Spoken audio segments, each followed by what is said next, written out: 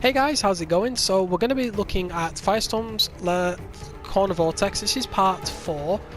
There's a couple of things to know about his corner game is that it depends on the hitbox of the character how his jump 1 sort of reacts. If it depends on the hitbox, it can go behind or in front.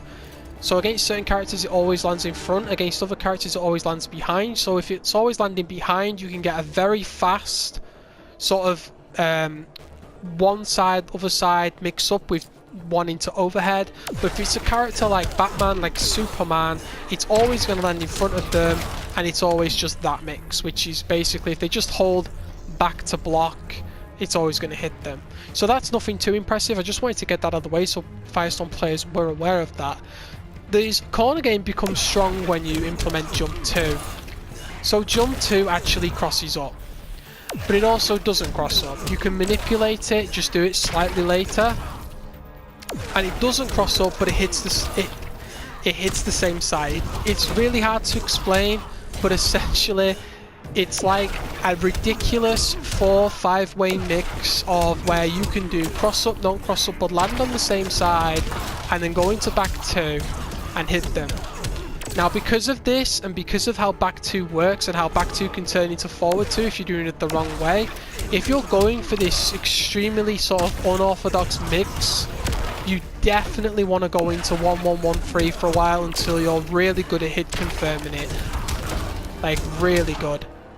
But at the same time, a lot of the time you can just do back 2. Ah, there it is there, into that. So now, as you can see, jump 2 in the corner is just an absolute mix machine. They're not going to know where to block, how to block, what to block, what side to block. It's completely random, and you're going to want to practice manipulating the sides and manipulating where they're going to block to add to your mix-up game.